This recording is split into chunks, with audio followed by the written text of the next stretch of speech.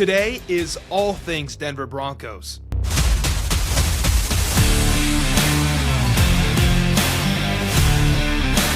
The ball is on the 25 and it is 1st and 10. Welcome back to the show. Today, as I mentioned, we're talking about the Denver Broncos. We're reviewing 2024, how they did, and projecting into 2025. We're going to go through free agency, the NFL draft, pick by pick, the whole roster, the entire roster with the Jimmies and Joes, and then finally predict the entire regular season. Metro, you ready to go? 100%. As you mentioned, all things Denver Broncos. It's going to be a good one. Let's hop into it, man. Let's do it, man. Metro, first off, before we dive into this fantastic Denver team, how are you, man? I'm doing fantastic. Just celebrated 4th of July. Well, I didn't. I stayed home all day. I was with the dogs, chilling, preparing for these videos and doing some other things for my channel and just grinding. But I'm doing good. I'm doing fantastic. What about yourself? Dude, I am living the dream. The 4th of July, one of the best holidays. I sound like an absolute complete patriot, but you get the idea. 4th of July is just fun, man. Good food, good times. Hopefully you're on the water. No better vibes, though, from any team, what a horrible segue, than the Denver Broncos. Because the Denver Broncos, let's review their 2024 season. The AFC West, of course, they went 10-7 on the year. Their offense, they were 10th in points scored with 425. And the defense, my oh my, 3rd in the nation, 311 points scored against that defense. So both top 10 defense and offense.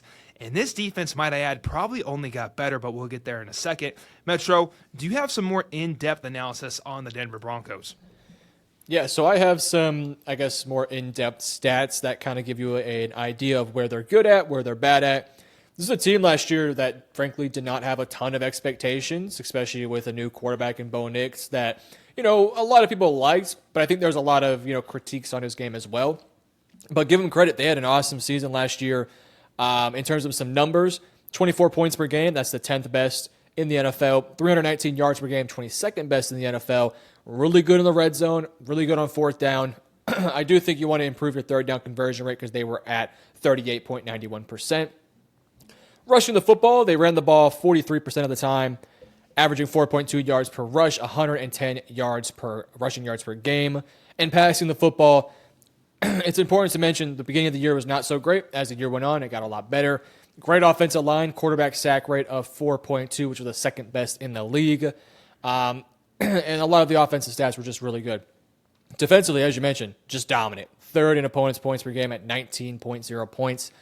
325.7 opponents' yards per game. That was the 9th best in the league. 2nd in opponents' touchdowns per game. Number 1 in the red zone and number 13 on 3rd down. They were top 10 and sometimes top 5 in rushing defensive statistics. And against the pass, they were around 10 to 12, with the number 1 sack percentage at 9.33%. Basically, what I'm telling you, it's a damn good roster with a lot of good things going for them. They have some flaws, and I think you kind of saw that last year when they were going up against, high-level offenses like Seattle in week 1. They struggled in that one, 26-20. 41-10 versus Baltimore. That's a tough one. 30-24 versus Cincinnati in week 17. LA 34-27, and of course the playoff game versus Buffalo 31-7. So this was a team that was close and very competitive last year, but they were losing these really tough matchups. I don't really know. I'm kind of looking at their schedule right now. I don't really think they had a premier win on their record books outside of maybe that Tampa Bay game. So I think as we look forward to next season, one thing that I want to see improved upon is just their overall performance against better rosters. I like that, man. How battle-tested are you so when it comes to the playoffs, you can do the dance there as well? Do you have anything else you want to mention on this 2024 team before we go into what they did in the offseason of 2025? Yeah, I think we should talk about what Bo Nix looked like in his rookie year. 3,700 passing yards, 29 touchdowns, 12 picks. I think he was probably 2nd in Offensive Rookie of the Year voting. Arguably, if Jaden Daniels doesn't have the greatest rookie season of all time or close to, we're talking about Bo Nix being the Offensive Rookie of the Year. He was fantastic last year for the Denver Broncos. It was a bit of a slow start, but I felt like once he kind of got the ball rolling, man, he was making the right plays, wasn't forcing the ball down the field, played in the rhythm of the offense, And what I liked about him is there was moments where, he went at it a little bit with Sean Payton. Sean Payton is one of those guys who it's his way or the highway. And credit to Bo Nix. He held his ground. There was times where he got into his face and he was talking back to him, which, that could be good, that could be bad. But in the case of Bo Nix, I think it's healthy to have those sort of conversations. I'm sure Drew Brees had them all the time with Sean Payton. So I love the trajectory he's on. I'm not saying he's Drew Brees 2.0, but if he can be around that level, be pretty sick. It's a very good point that you mentioned. It's a unique scenario on how Bo Nix comes out of college into the NFL at the ripe age. I think he's like 25, right? A pretty old prospect. And most would think, hey, that's a disadvantage.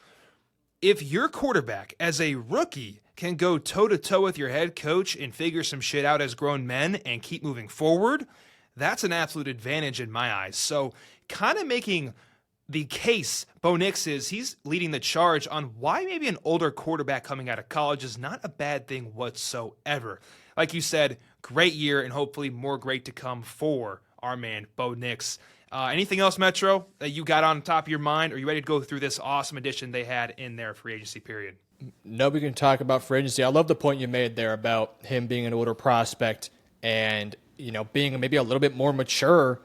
And, some of these younger quarterbacks, I don't think they would have talked back to Sean Payton. I know if it was me, I'm yes, sir, in that guy instantly. I'm cowering down, yes, sir, Yes, but sir. this dude, Bo Nix, was on timing. And that's if you're a Broncos fan, I'm not saying you want to, have arguments between your head coach and quarterback, but, you want your quarterback to stand his ground at times, defend himself, defend his teammates. And I thought it was great. I just think in general, obviously you didn't have the playoff run you wanted, but this was a team that I don't think a lot of people, including myself, thought they were even making the playoffs. So they made the playoffs, and we'll talk about it here in a little bit, but I think this team's going to be really good next year.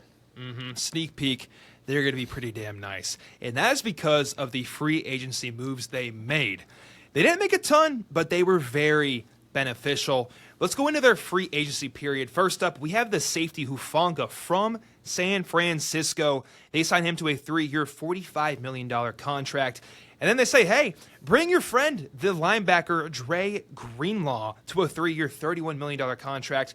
Two pivotal role players, maybe even stars potentially in that 49ers defense. I know they're not absolute world-shattering defensive players, but guys, in a great defense, it will only excel it into maybe the best defense in the entire NFL.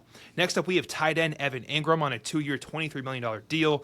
Wide receiver Trent Sherfield for a 2-year, $8 million deal. Sam Millinger, for a 1-year deal, the quarterback. And then they re-signed defensive interior DJ Jones to a 3-year, $39 million deal. QB Jarrett Stidham to 2 years, $12 million. Linebacker Justin Strand to a 1-year, $2.7. And then finally, fullback Michael Burton. Metro, I'm going to ask you your grade on this offseason here in a second. Not the offseason, but the free agency period. How beneficial is getting Dre Greenlaw and Hufanga, the safety, on your defensive roster? That is huge in my eyes. How pivotal is it for you? Yeah, this was a defense that was already loaded with talent. It was a top 5 defense last year, defensive player of the year in Patrick Surtain. And both Hufanga and Greenlaw dealt with injuries last year. But via PFF in 2023, where Hufanga played 577 snaps, so a little bit banged up that year, 77.1 run defense grade, 66.3 coverage grade, 3 picks, 13 receptions allowed. The year prior, in his, arguably his best year and healthiest year of his career in 2022, 64.5 run defense grade, 67.8 coverage grade, 67 solo tackles, 4 picks, and only allowed 29 receptions on 1,000 snaps. For Dre Greenlaw, 2023, 848 snaps, 70.9 run defense grade, 72.1 coverage grade. And in 2022, another full season for him, 850 snaps, 105 solo tackles, 2 forced fumbles, 78.8 run defense grade, and 81.2 coverage grade. Now, I want to set the standard here. I don't think they're going to return to that guy because Dre Greenlaw, torn Achilles, really tough to come back from. Now, his game wasn't really based on athleticism, but you're going to take a step back. Hufanga has dealt with injuries a little bit. I feel a bit more comfortable with him returning to form because his injuries haven't been like a torn Achilles. But if you can get like 80 to 75% of those guys on this defense, it's going to go a long way because this team has a ridiculous amount of defensive talent already on that side. They're deep in multiple positions. They also addressed it even more so in the draft, which we're going to talk about here in just a moment. I mean, they had to strengthen that defense. And instead of saying, okay, we're set on that side, let's focus on the offense, they said, nah, screw that. We're going to double, triple, and quadruple down by just putting as much talent on one side as possible. I'm going to just say it right now. We're going to talk about the draft here in just a moment. I think this is the best defense in the NFL, and I don't really think it's close, to be honest with you. If things go how I anticipate them to go, just incredible. And then, adding in Evan Ingram. Look, Evan Ingram is who he is at this stage. He is a little bit older, maybe not as athletic as he used to be, but he was a lot better than Adam Troutman and Lucas Kroll and Nate Adkins. So for a short-term answer, I'm cool with it. And when I look at the contracts they handed out, 3 years 45, 3 years 31.5, 2 years 23. Also the DJ Jones contract at 3 years 39, which I thought was a pretty fair value for him. All of those contracts will be done by the time that you're prepared to pay Bo Nix. So there is not a lot of risk here with these guys. If they don't work out, yes, it sucks. You're going to have to pay these guys a decent amount of money, but you're not really too worried about it because you're paying your starting quarterback, I don't know what the exact number is, but less than probably $20 million a year, which is a huge luxury to have. So Denver's in a prestige situation where they could add top-end talent. And I thought this offseason was just perfect. They did not need 15 players. They didn't need a Houston Texans offseason where they're trading and just completely overhauling that offense. Denver just needed a few moves, get a little bit better in certain spots, and I think they nailed it. And if you want my grade, Yeah, I do. A-. I think the only thing I would have liked to have seen is a receiver, but I just love the mentality of double, triple, and quadrupling down on your strengths and just putting together an absolute unit on the defense. I'm not somebody who says defenses win championships. I think offenses do. But if there was a defense that I think can win you a championship, I think we're looking at it, man. I think we're looking at it. That was a bar, Metro. You need to quote that. Make that a damn TikTok. If any defense is going to win it, it's going to be this one. I agree with you, man. This offseason for the Denver Broncos, it's an A for me. Just a flat-out fantastic A. I didn't even think about how these 2- and 3-year contracts won't affect Bo Nix, and they'll have the cash on hand when the time comes. Also to mention, these are friendly deals. Like, no one got overpaid. You got something to say? Go ahead. We forgot J.K. Dobbins. He also signed with them, and I've heard some decent things about that too. Great pickup, but go ahead, continue. No, great call-up. Also fantastic pickup. But yes, right back to this. Good contracts on the books. It benefits your team and takes a very great part of it and turns it into a superpower. And like Metro said, could win you the whole damn thing. I loved it. An A from me, an A- from Metro. Real quick on J.K. Dobbins, because we got to mention him. Talk about a really good role player signing into your running back room. J.K. can go, man. He played pretty well last year, too, on the Chargers. What are your thoughts on the signing? Yeah, it was a good room, a good move. They needed, I think, a second guy next to their second-round pick in R.J. Harvey, who we'll talk about here in a minute. You had Jaleel McLaughlin. You had Audric Estime. I wasn't terribly confident in either one of those guys. J.K. Dobbins, as you mentioned, last year, for the first time really in his entire career, it feels like, was able to stay, for the most part, pretty healthy, 900 rushing yards. I do think that he's going to be your RB1, but I think as time does go on, you will see R.J. Harvey take over that role. So I just think it makes a lot of sense. Both sides, I think the marriage is just perfect. For J.K., stay healthy. I'm hopeful for him to have a full healthy season, because if he does, this is a fantastic offensive line to be behind. As an NFL team, all you want is a solid base with good vets for young talent to emerge and they can take their time and develop.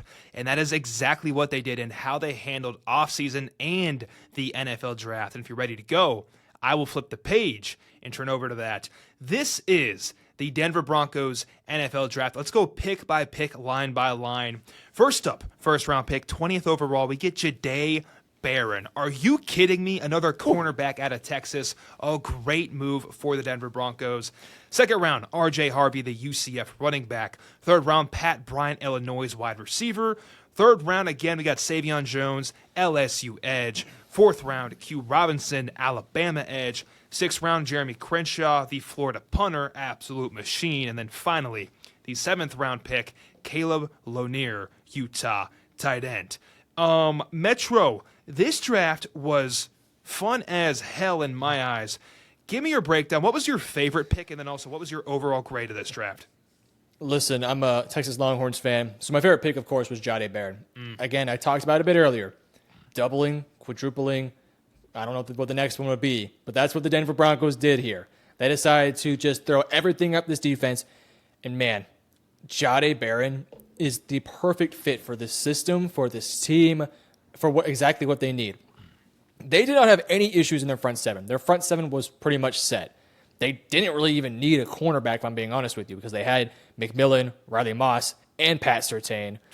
But when you can get a guy like Jahdae Barron that can genuinely play any position in the secondary, free safety, strong safety, outside corner, slot/nickel, this guy can genuinely do everything you need him to be. And one of the concerns I did have for Jahdae was if he was drafted too high on a specific team, if he was going to be asked to be that cornerback one. If he was going to be asked to be the lockdown guy versus a A.J. Brown, versus a Justin Jefferson. I think he's a great talent. I don't know if he's up to that par, just because there's like 2 or 3 guys out there that are up to that par, and I just don't think Jahdae's quite there. But him playing as that second cornerback, I'm going to assume he's going to play outside corner, but he also might play the nickel. We'll just kind of have to wait and see. But wherever they line him up, he's a great guy. He was a leader on a Longhorns team with a ton of 5 stars. By the way, this guy I think was a 3 or 4 star recruit. Funnily enough, he actually committed to Baylor initially. Did he really? Before he flipped his commitment, I think last second to Texas. And he could have came out last year in 2024. He decided to stay one more year. Wins the best corner or best secondary member in college football, and it did him wonders. And I'm just rooting for the guy. Just a great dude. If you listen to any interview of him, you'll fall in love with him. He will be 2 or 3 years down the road here, one of the leaders of this defense. You also get to pair him up with former Texas Longhorn Brandon Jones. So shout out to him. I'm a big fan of where this team is going. Also shout out PJ Locke, former Texas Longhorns legend. I love the move, though. I love the move. And I'll let you talk about R.J. Harvey and Pat Bryant because I did my spiel there on Jahdae. Oh, you cooked, man. I got nothing else to say on Jahdae. Awesome pick. The thing that Jahdae does for your defense that not many people may think, every year, us NFL fans look at our team with bias goggles on and we go, on paper, if nobody gets hurt, we could make a run in the playoffs. Stop it. Shut the hell up. This is football. People get hurt. You need depth to make a real run. Jahdae Barron, as Metro mentioned, gives them that key. If someone goes down, I don't want to wish this on anybody. If Surtain went down, he can step into that role and at least hold his own. Barron can play anything in the secondary. That will be pivotal late in the season and especially in the playoffs, which we'll get to here later in the video. Let's go to the second round pick. We have R.J. Harvey. This man, the running back, he's 5'8", 205 out of UCF. He is a lightning bolt of energy. He's got great lateral agility. He's quick as shit, and if he beats you to the corner, this man is gone. I love the move. Is second round rich? I don't know. It was in the back of the second round, but if this draft capital is telling the truth, he should be a big part by the end of the season, a real role player in this rotation for the RB room. Did you like the R.J. Harvey pick, Metro, or would you go with another running back? What were your thoughts on R.J.? I would have went with a different running back. I can't remember off the top of my head what the board looked like, but Caleb was what I will say board, is this. Scadaboo, go ahead. Yeah, I think I would have probably took Caleb. I will say this. I think his fit in this system is just perfect, right? And if there's a guy who I trust at evaluating running backs, it is Sean Payton. He's done a really good job throughout his time, notoriously Alvin Kamara. This dude, R.J. Harvey, he's a shifty guy. He can move quite well. He's fairly strong. He has really strong balance. He can break tackles. And, look, I don't know if he's going to be the RB1 right away, but you have J.K. Dobbins who can take some carries away from R.J. and I think allow him to kind of adjust to the NFL speed. I think there's some upside to be a nice receiving back as well. So just think it's a solid pickup. Again, I probably would have went with a Caleb Johnson because I think he's a bit more of a workhorse back right now, but the upside of R.J. Harvey in this offense, I think, is beautiful. And real quick, I'll give my thoughts on Pat Bryant. I know you were a lot higher on Pat Bryant. If you look back at our receiver rankings, you had him in your top 10. I didn't not have him in my top 10. But he's a well-sized receiver. He can play in traffic, can run a lot of different routes. Like, this is one of the more nuanced receivers out there. I do worry a little bit about the upside of him. I don't think he's a wide receiver one quality guy. But if you're looking for another outside receiver opposite of Cortland Sutton, to pair that up with Devon Vele, Troy Franklin, and all those guys, I think Pat Bryant's a nice fit. And again, I'm going to say it again, you got to trust Sean Payton. He just knows what he's doing when it comes to drafting the right guys. Yeah, man. Pat Bryant, as Metro said, he ran a 4.61.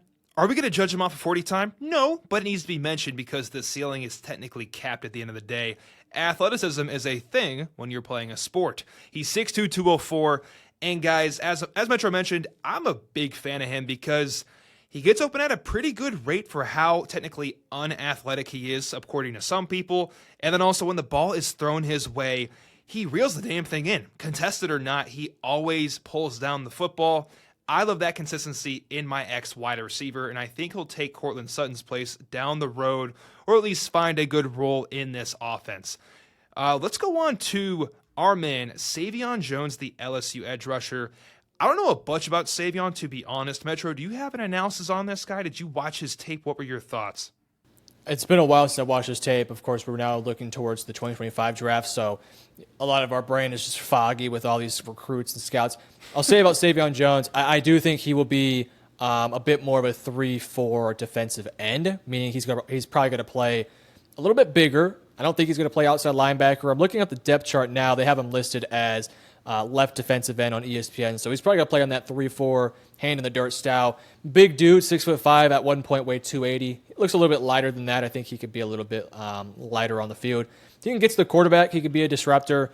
Not necessarily the most nimble guy, not maybe the greatest athlete of all time, but he gets off of blocks. He can be a disruptor in the backfield. I think he'll be solid against the run.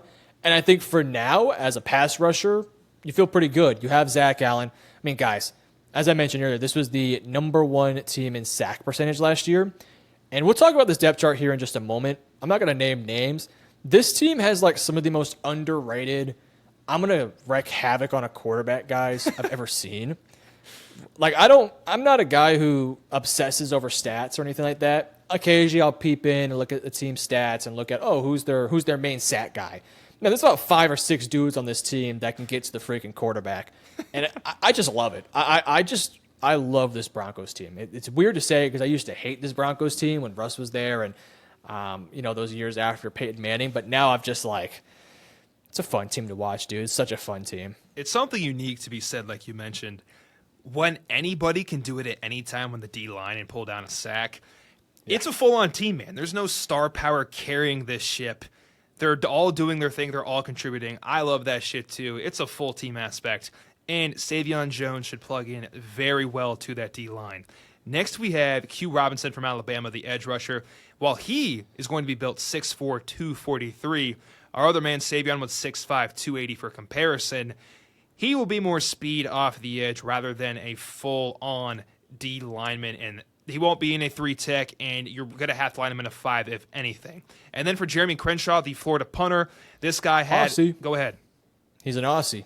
He's an Aussie. Aussie. He's going to be good. Yeah, dude. Oh, it has to be good. He had a career-high 25 punts inside the 20-yard line in 2024, and absolute monster. So they draft him here in... Dude, he's a unit. He's 6'4", 198. Look at this guy. Give me Crenshaw all day long. And then finally, Caleb Lonier, the 6'7", 250 tight end out of Utah.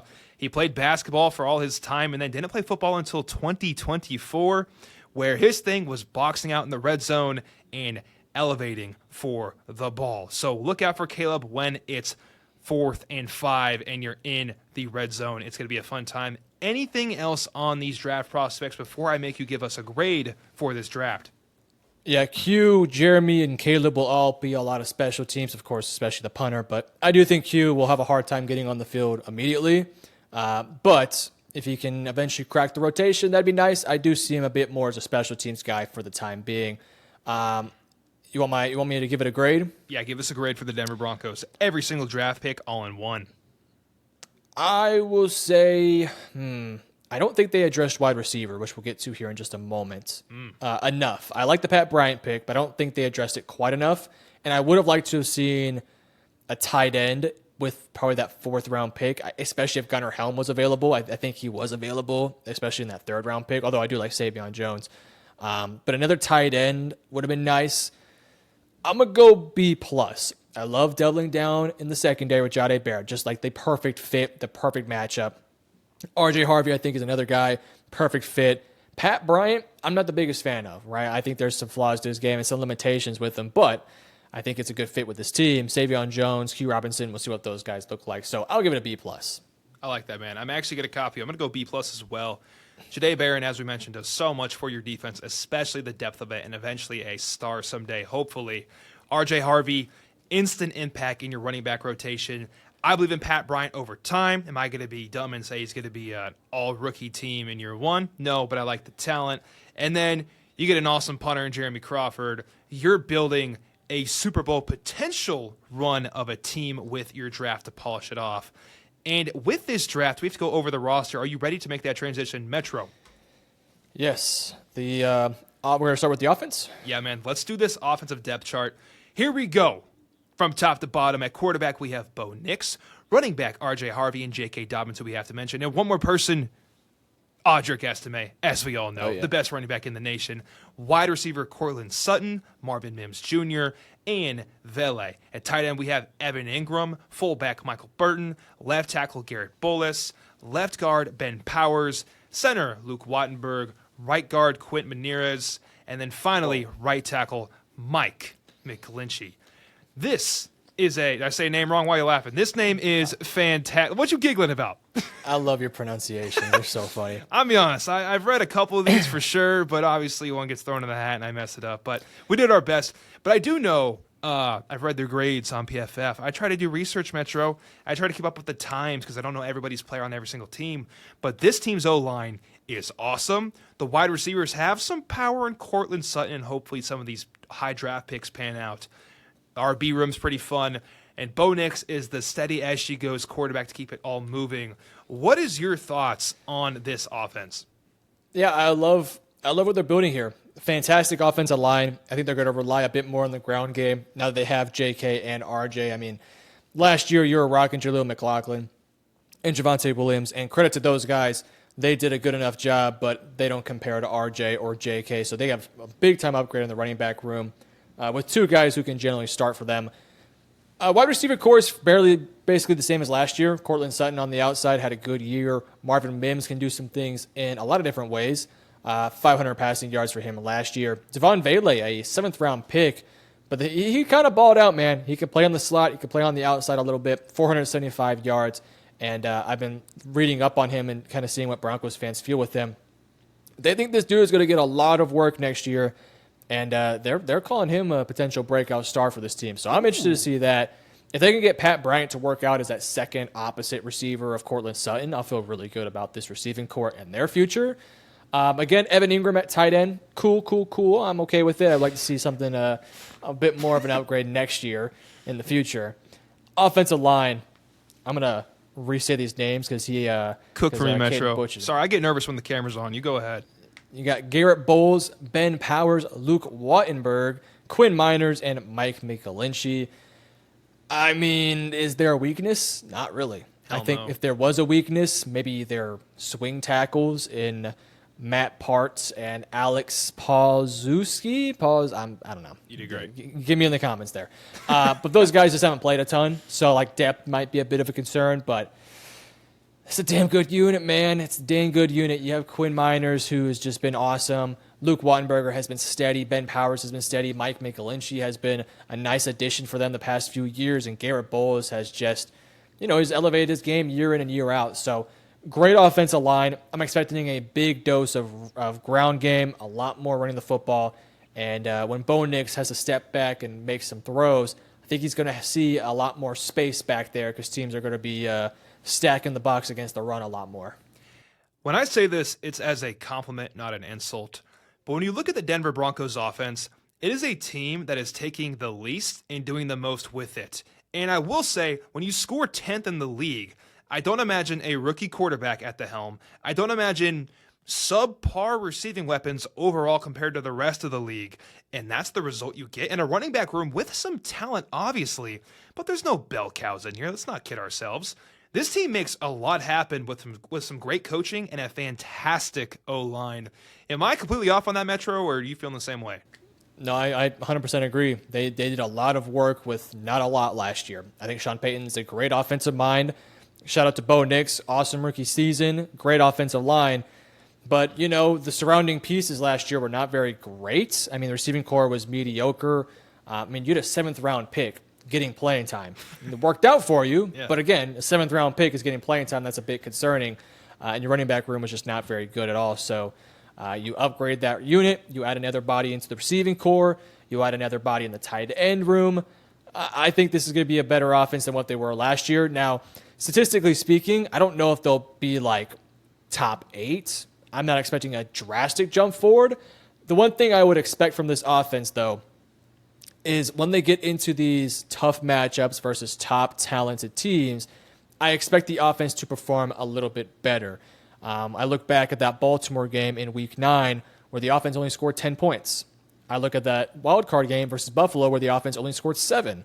I can kind of go down the list where they put up 14 versus Kansas City, only 10 versus the Jets, only 6 versus the Pittsburgh Steelers. I think all of those things, I think this upcoming season when they get into those tough matchups, I think their offense will be a lot more competitive, which is a nice step to take in the right direction, especially when you look at this defense that is going to be throwing hands every other possession. Well, I mean, I can't get a better segue than that. Let's go to the defense. Got chills. My God. This team, let's go through the roster here. I'm going to get too excited. Let's go through the full defensive lineup right here. D-end, let's start there with Zach Allen. Nose tackle, DJ Jones, who we just re-signed to a 3-year deal. D-end, John Franklin Myers. Linebacker, Nick Bonito. Linebacker, Alex Singleton. Newly signed linebacker, Dre Greenlaw from San Francisco.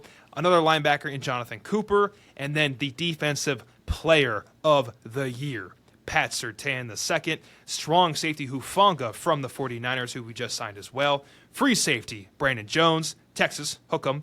And then cornerback Riley Moss, and then the first-round pick, Jahdae Barron, the nickelback.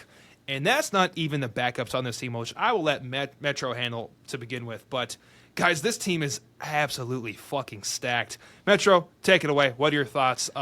What is the ceiling for this defense, and what's the floor? Ceiling for this defense is the best defense in the league. Floor for this defense is a top 5 defense. That's incredibly high praise. I'm looking at these numbers, and I just want to kind of give you a number to put here. Hit me. Statistically speaking, I want to tell you these guys' sack numbers. Now, this is via ESPN. I want to say this. ESPN's numbers are all significantly lower than what PFF has on them. I'll talk about some specifics here in a moment. Nick Bonito, via ESPN, 13.5 sacks. Jonathan Cooper, 10.5 sacks. Zach Allen, 8.5 sacks. John Franklin Myers, 7 sacks. Dondria Tillman, 5 sacks. Jonah Ellis, 5 sacks. Justin Strnad, 3 sacks. Now, keep those numbers in mind. Nick Bonito via PFF, 15 sacks. Jonathan Cooper via PFF, 13 sacks. Zach Allen via PFF, 12 sacks. Oh, my God. Just keep going down the list here. PFF obviously probably giving them a bit more leeway with some of those sack numbers. These dudes can get to the freaking quarterback, man. Most teams might have one guy to get over 10 sacks. I'd venture to say there's a lot of teams that don't have a guy that have over 10 sacks. To have a team that has 3, and let me see what they have for John Franklin Myers here. Everybody's eating is what I'm hearing. John Franklin Myers via PFF has 8 sacks. So you have 4 guys, I believe, that had over 8 sacks in 2024. Again, I'm going to say it again. I don't think there's another team out there, at least that I can think of, and I don't think there is, that has 4 guys with over 8 sacks. Unbelievably impressive what this defensive line can do. I know there is some potential movement that's going to happen next offseason with, I think, John Franklin Myers wants to, get a bag somewhere. We'll see what happens with those guys, but It's a deep unit with waves of bodies. You also just added a Savion Jones and a Q Robinson to throw even more flames to the fire. They're dominant against the run. They're good in getting to the quarterback. Their one weakness last year, and I say weakness, but it was a bit of a weakness in terms of the numbers. Riley Moss and Jaquan McMillan, they gave up a lot of catches, right? Let me see the exact number I have here. Jaquan McMillan, he gave up 78 receptions last year, and Riley Moss, I want to say, gave up 60 receptions. Yes, 60 receptions. Now, it's important to say this. Pat Surtain is that freaking good that teams will throw it at Riley Moss and at Jaquan McMillan, even if they're playing good coverage. By adding in a Talanoa Hufanga in the secondary to be that opportunistic guy, having Jahdae Barron playing now potentially the nickel or outside corner role, I think Jahdae Barron is unbelievably sticky in coverage. He's also a great playmaker. They significantly upgraded the secondary. That was their quote-unquote weakness last year. They're going to get, man, I'm afraid to put like a bold number out there for how many sacks they're going to get, but I'm going to be a little bit, I'll be a little crazy here. They had 63 total sacks last year via ESPN. Wouldn't be surprised if they get over 70, to be honest with you, which is insane to say. Interceptions last year, they had 15. My God. 15 interceptions last year. Is it crazy for me to say 16 or 17 with Jahdae Barron and Talanoa Hufanga entering the mix? Like, this defense, I hope I'm not gassing it up too much just for them to be hot ass next year because we'll look really stupid. If this defense can stay healthy, I think it's going to be the best defense by a country mile, and I think they're going to win a lot of games with that. And my philosophy for a title contender is you have to have a top 10 offense and a top 10 defense. Well, they have the top 10 defense, set in stone. I think they have a top 10 offense too. Just going to throw that out there. Man, you laid the foundation for this team. It's top 10 all around, and this defense, let's be honest, they're freaking one. They're so nice with it. And this team, late in the season, when it is December, and it's January, and it's cold, and it's snowing, and it's 3rd and 8, 3rd and forever, and the season's on the line for the other team, they're not getting the damn ball off. They're already suffocating the quarterback as it is. With an upgraded defensive back group, it's only going to get better for the Denver Broncos. This team's so much fun. I'm not a Denver fan. I never really watched them before. You can bet your ass I'm watching them this year on 3rd down. Hell yeah. It's also fair to mention they play in Denver, where it's notoriously hard to breathe in Denver. Mm-hmm. So if they get a playoff game in Denver, keep that in mind. Just keep it in the back of your mind when they have a game versus Buffalo at Denver or a game versus Kansas City at Denver. You want to give yourself a bit of an inherent advantage. Maybe that could be it. Quick question, also a side tangent. Denver Broncos fans, you could skip earlier, but I have a fan. I'm an NFC fan, so I have the Lions. But in the AFC, I'll root for a team there as well. I learned that from my friend. I'm going to go with the Denver Broncos this year. Just from reviewing them, this defense is going to be electric. The offense is fun with an awesome O-line. What's your team going to be this year, Metro, in the AFC? To watch? To watch, yeah. I like to root for someone in the opposite conference. Well, I'm a Cowboys fan. I know everyone just threw tomatoes at the screen by just me saying that. I'm not going to say Broncos because you just said it, but I will be watching the Broncos every single week. I think my team is either going to be the Patriots. It's a good one. Jacksonville would be interesting to see this year. LA, the Chargers, and Denver. Yeah. Ooh. And if you want to look for memes, just watch the Cleveland Browns quarterback room. That'd be funny. I mean, you could have said it better. Like, fuck Red Zone. I'm going to be watching the Broncos all year long, or just the entire AFC West. It's going to be a bloodbath. Hell yeah. Do you want to hop into their schedule? The best part of our show. Broncos fans, this is the moment you've been waiting for. We're going to go into the 2025 season week by week. I'm going to be the host. Metro's predicting every single game, a win or loss throughout the season. If you go into the playoffs, we'll play a little bit of a playoff scenario if we make it there. If you can tell, we kind of like this team, so we probably will. Metro, you ready to do this line by line? Yes, let's hop into it. Let's go, guys. Week 1, September 7th. It's Sunday at 3 p.m. Central. We were at home playing the Tennessee Titans. Cam Ward, oh my God, you talk about a baptism into the NFL. He's going to go against this young, fresh, healthy defense, and he's going to feel the wrath. But of course, Metro, who wins this game in your eyes? If I'm Tennessee, I am strongly considering starting Will Levis because Will Levis will throw like 7 picks, and that'll shush any of those conversations. Denver's going to win this game. Maybe it'll be a close game just because Denver's kind of going through the motions of week 1, but Denver should win just based off the defense, creating some turnovers and making some fun plays happen. By the way, it will be a fun game for Denver fans as well. Seeing Cam Ward go up against that defense would be fun. Oh, brother. Bench Cam Ward at all costs is what we've learned. A W right here. And I keep track of everything in my right hand. A W for the Denver Broncos. It's week 2, September 14th. It's Sunday again, 3 p.m. game for y'all. And we are on the road going to Indianapolis. It's AR. It's Daniel Jones and the boys because he's technically winning this competition, supposedly. Who wins this game, Metro, in your eyes? Either way, it'll be a tough matchup for either one of those quarterbacks, especially if it is Anthony. I mean, if you're a Denver fan, your defense might be cooking in those first 2 weeks. Give me the Denver Broncos to beat Indianapolis. 2-0. We're flaming hot on the season. Week 3, we are on the road again, going to Los Angeles to play the Chargers. 3 p.m. game again. Who wins this game? The Chargers are a much improved team this season, and they're in our division. What are your thoughts? I think Kansas City will win this division next year. But these games against the LA Chargers and the Las Vegas Raiders are going to be very important for Denver if they want to maintain pace to be a 5 or a 6 seed, or maybe even to try and win the division if Kansas City slips up here and there.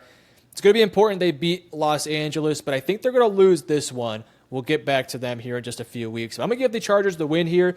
I don't really have a set reason why. I just think the Chargers can run the football effectively. They can slow the clock down. Justin Herbert's a great quarterback. They're a much improved team. And, I could just see it being kind of a slip-up game from Denver here. Very nice. We are 2-1 on the season. Week 4, and it's Monday Night Football. And we're playing the Cincinnati Bengals at home. The Bengals are a team that their superpower is offense, and defense is kind of potato. Our offense is good, but our defense is definitely our superpower. It's going to go head-to-head. Those drives will be fun. Who wins this game, Metro, in your eyes? So the Bengals beat the Broncos last year in Week 17, 30-24 in what was an overtime game. I think Pat Surtain will probably follow Jamar Chase all across the field here, which means that Riley Moss or Jahdae Barron will be lined up against T. Higgins, or vice versa. Maybe they want to put the bigger body on Higgins and Jahdae or Riley Moss on Jamar. I wouldn't suggest that because Jamar might cook those dudes because Jamar's incredible. This will be an interesting game here, and this will be in my opinion, the first real test for this Broncos defense to see just how good they are. If they slow down that Bengals offense, we might be having something electric for this defense. I'm going to give the win here to Denver. It was a close loss last year. I think Cincinnati did not take massive steps forward, whereas I think Denver did. So I'm going to give Denver the win here. Big old win for the Broncos. Week 5, it's now October. It's getting a little bit chilly out. We're going to Philadelphia. It's Sunday at noon, CBS. Who's winning in Philly, Metro? This game's going to be a tough one. Yeah, it's a tough matchup here. Philadelphia is a great team. They're one of my favorites to win the title next year, and I just think right now, a bit more continuity heading into this upcoming season, and it's at Philadelphia, a very tough place to play at. I'm going to give Philadelphia the win here, but if Denver can keep it close, that'd be sick. That would be sick. Next week, Week 6, October 12th, and we're playing the New York Jets, and it's in Europe or some shit because it's got a little asterisk on London. it. London, there you go. It's in London. It'll be an 8:30 a.m. game. If you play fantasy, those are some stressful times. Don't miss that kickoff or you're in some big trouble. New York Jets and the Denver Broncos. Who pulls us out? I think Denver should win this one, but I'm going to have the Jets find a way to pull off the upset here. It's a tough little thing here for Denver where you're going to London after a tough game versus Philadelphia.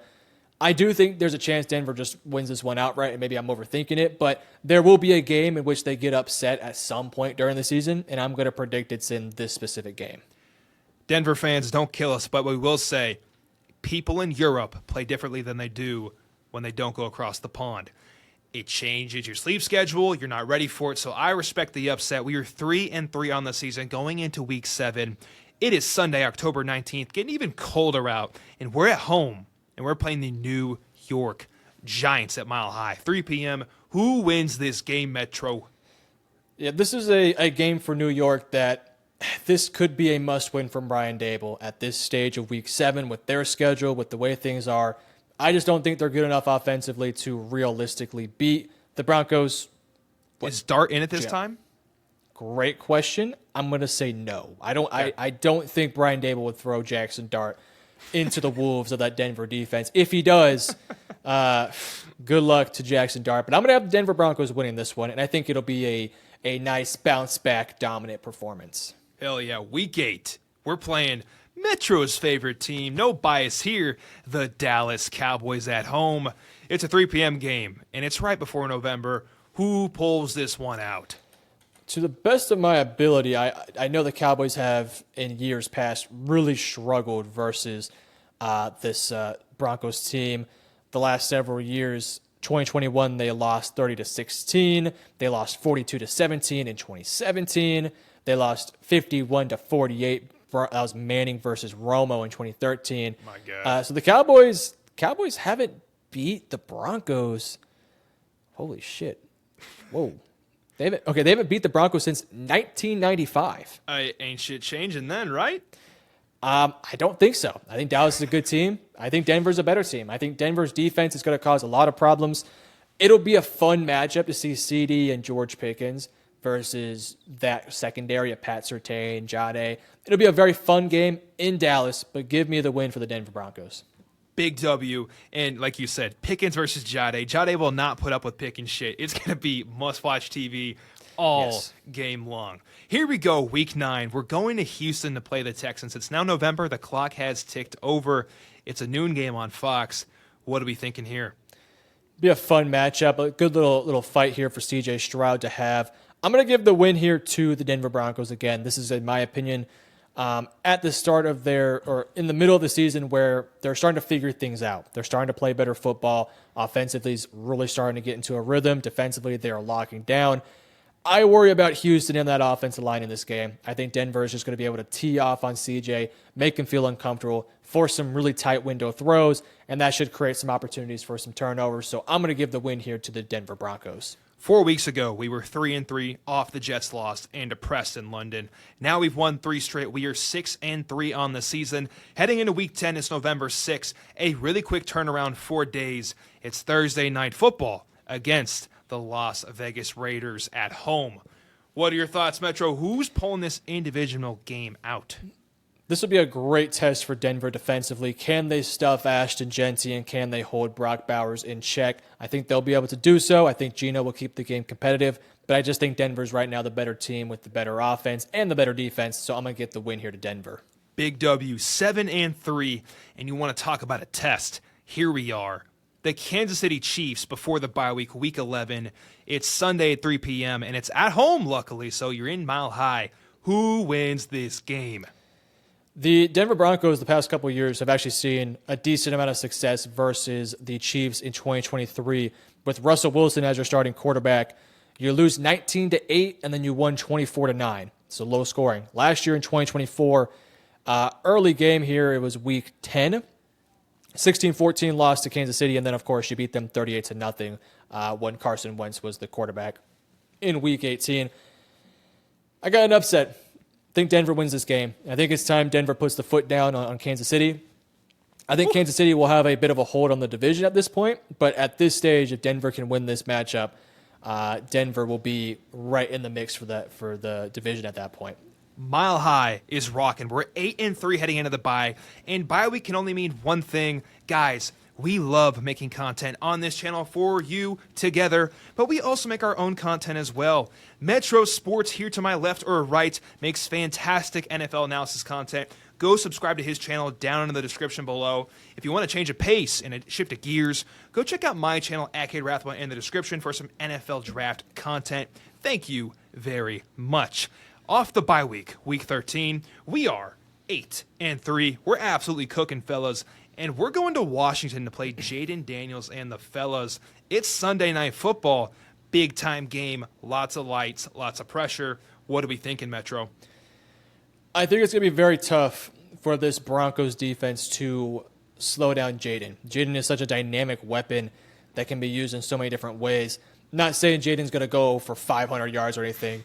I do think Jaden will be hopefully healthy enough at this stage. I will say that the bye week does give me a bit of pause here. I'm going to give the win to Denver only because of that extra little week to prepare and get healthy. But if this game was not on a bye week, I'd actually give the win to Washington. Here we go, brother. We are 9-3 off a huge win. And let's go play another team in our division. December 7th, it's at Las Vegas this time, and we're playing the Raiders at 3 p.m. Metro, we're riding high. Do the Raiders catch us here, or are we going to keep rolling on? I think they keep rolling on here. Again, I like where Las Vegas is heading, but last year, Las Vegas lost twice by double digits to this team, and I think while Las Vegas did get better, I thought Denver also got better. So I'm expecting two close matchups. Again, can you slow down Brock? Can you slow down Geno? Can you slow down Genty? If you can do so, you'll probably win. So I'm going to give the win here to Denver. 10-3. Man, we're going crazy. Week 15, we are at home, and we're playing the Green Bay Packers on a Sunday, 3 p.m. The Packers, guys, they can play. They got a solid roster. This is not a playoff test because they're in the NFC, but kind of a playoff test right before the postseason. What are we thinking? Because that's definitely on our mind right here with 10 wins. Yeah, it's going to be a tough one here. Jordan Love is, if he's hitting, he's hitting. If he's missing, he's missing. That's just Jordan Love's game. And if you catch him on a wrong night where he's cooking, it's going to be a tough one to win. I will say, I don't think Green Bay has the weapons in the receiving core to cause damage versus that secondary. And I don't really know if Josh Jacobs can carry this offense and carry the load. At some point, they're going to have to drop back Jordan Love, and I can see Jordan Love making some mistakes. I'm going to give the win here to Denver, but this is the first game in a while now that I feel a little bit unconfident about that. 11-3. My God. Week 16, we are back at home, and the Jacksonville Jaguars are rolling into town. And now this is the point of the season. Teams are winning. Teams are losing. What's the vibe? Metro, I'm going to say Jacksonville is – I'm going to be wrong on the number here because I can't do math. Let's say they're 7-8 right here. Rolling into town. Who wins this game?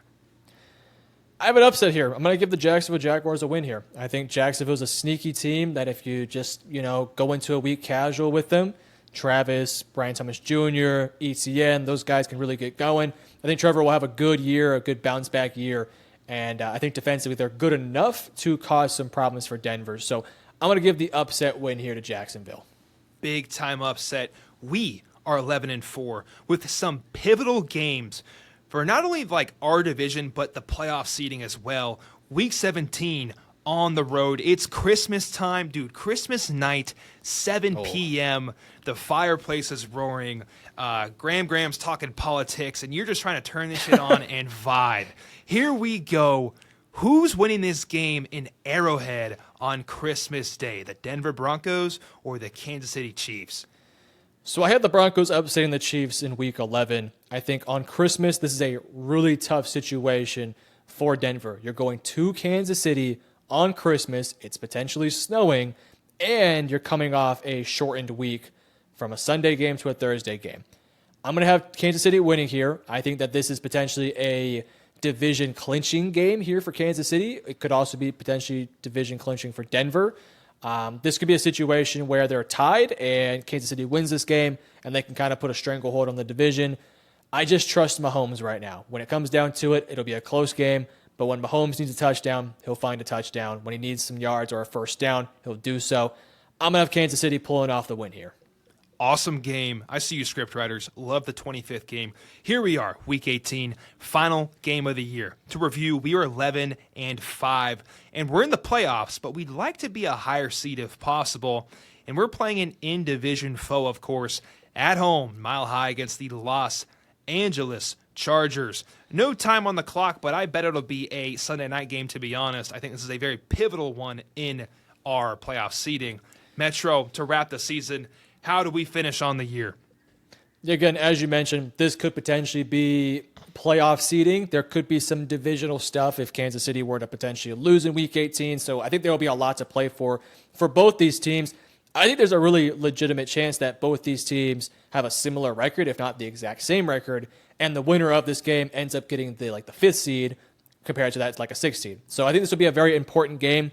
I did have LA winning that first matchup, and I think they're going to split. So I'm going to give the win here to Denver to end their season 12-5. 12-5 on the season. And guys, we know what that means. It is time for some playoffs. Metro and I are going to spitball round by round who we're likely playing. At 12-5, Metro, where does this put us in the playoff seeding? My guess is 3 or 4, but what are you thinking? Well, I'm going to say that Kansas City wins the division. Okay. So my guess would be that they would be the fifth seed. And if they are the fifth seed, I think they would probably be matched up against I think they'd be probably Houston, because they would get the 5-4. I think Kansas City, Baltimore, and Buffalo will be the 1 through 3 in any order.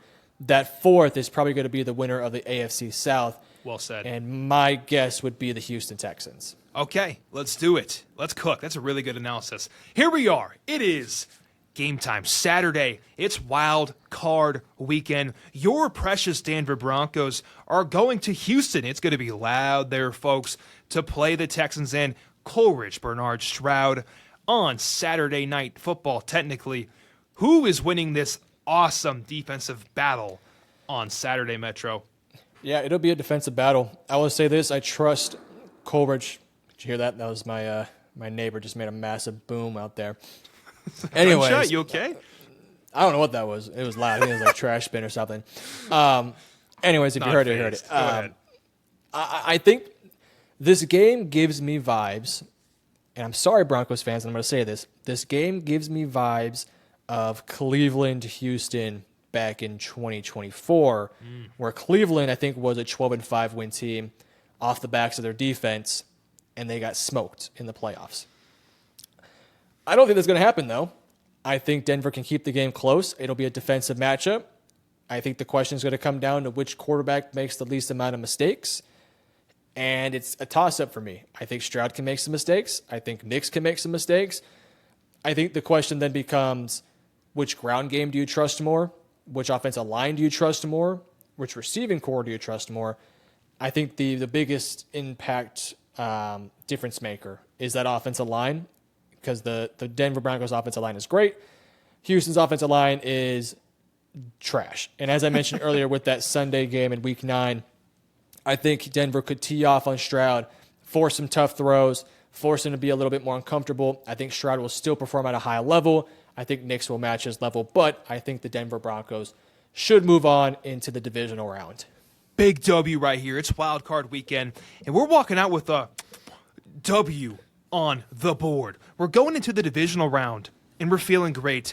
Who are we facing now? Because we are the 5 seed, and our other teams played the other low teams. I would assume we're probably the lowest seed left, right, Metro? Yeah, I mean, I just don't. I mean, could a LA Chargers upset a Baltimore or Buffalo? Yeah, Maybe. I'd say so, yeah.